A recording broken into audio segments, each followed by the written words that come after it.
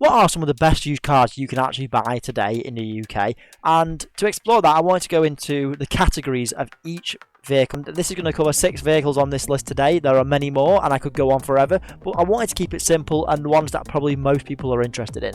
So without further ado, let's jump into today's most popular used cars video that you can buy today in 2022. Hope you enjoyed the video. I'm Cars with Ben. So to do this, I'm going to talk about all of the types of vehicles in each class. So let's start with city cars, and city cars, of course, being small, tiny cars for the city. Now, for this, it was the Skoda Citgo, which is actually probably not what you expected to be on this list. Now, this is one of the most popular and best used cars to actually pick up due to so many reasons. Now, the Skoda, of course, is well known for its reliability, and it's a great drive. It's also super cheap to run, as with most city cars, and to be completely honest, it's probably one of the more different city cars. You can obviously buy Fiat 500 or you could buy a Volkswagen Up, which is kind of the same as the Citgo, but the Citgo actually offers quite a lot for its entry level money, and of course you can get the electric version. These cost about £5,000 and aren't too bad for the price. Up next is the subcompact / super mini market, and it is the Ford Fiesta. Now, this car has been chosen as the best used car to buy in 2022 because, let's be honest, it's a Ford Fiesta. Now, I actually did this on my recent video where I talked about how the Ford Fiesta was one of the best used cars to buy in general, and it was one of the most popular used cars in the entire of the UK, and it's no surprise that the UK love this car. Now, this is a brilliant car. There's not much you can really say other than it's actually cheaper RRP than a Citgo, which is surprising to me. So I'm assuming this has actually gone up a little bit since. Of course, there's the ST line, there's the standard version, and the ST. They're all great cars and all have pretty much a 1 to 1.5 litre engine. And I think there's no surprise that this car is Britain's favourite. It's one of the most, it's good looking, it's fast, and for what it offers, you're getting a good cheap price. Now, used prices for these anywhere from £10,000 roughly, so just be careful to look out for those. Up next, according to Autoexpress, is the Kia Sorrento, the brand new version that has come out just in the last year. Now, this is really unusual. This is the SUV class, and of course, it has probably surprised a lot of people on this list. You'd probably expect it to be something like a Range Rover, a Vogue maybe, or maybe it's a Volkswagen. But no, the Kia Sorrento is one of the best cars you can buy used for the SUV utility, and there's probably a good reason for it. It's quite big, and Kia are really up and coming at the moment.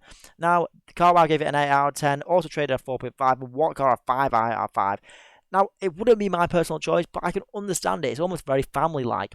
However, there is one problem with these, and that they are very expensive.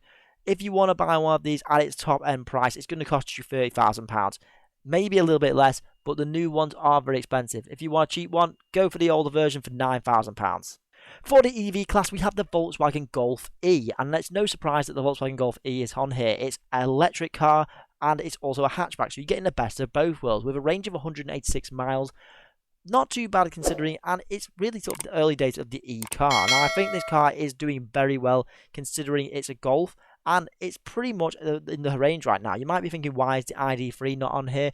Well, it's a bit more bigger, and it could be considered more of an electric family car, so I wanted to leave that one out.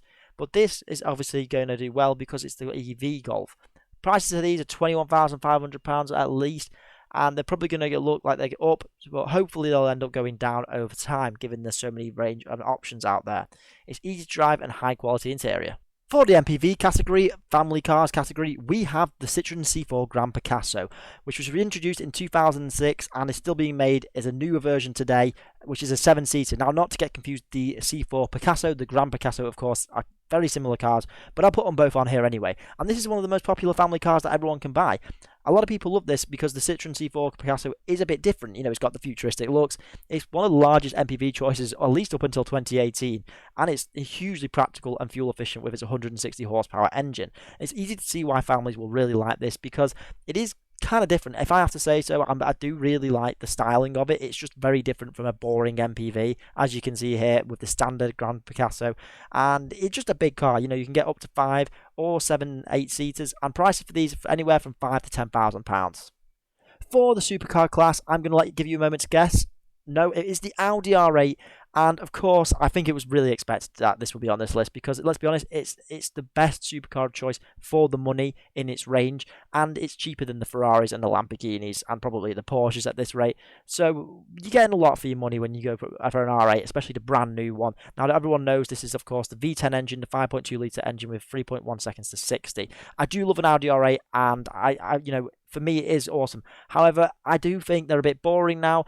And if you did want to save yourself a bit more money, you could go for the 2017 model I've seen here, or you could go for the original 2010 model. Now, that is my personal choice. I would save myself about £50,000 in this instance, and you can still get one of these at maybe £100,000 and still get a good R8 V10. They're excellent cars. So there you go, the winner of choice for the supercar class. If you're interested, £135,000 used, £77,000 for the older version, and the even older version is £80,000. Here on the Cars with Ben YouTube channel, I try and make really great car content that's informative and exciting, whether that be car content, reviews, racing games. I try and cover it and make my audience really enjoy it. I hope you really enjoy my videos, and if you do, don't forget to consider subscribing. We are at over 500 subscribers now. We are growing. I am so grateful for everyone who is getting back behind the Cars with Ben YouTube channel. I'll see you guys in the next one.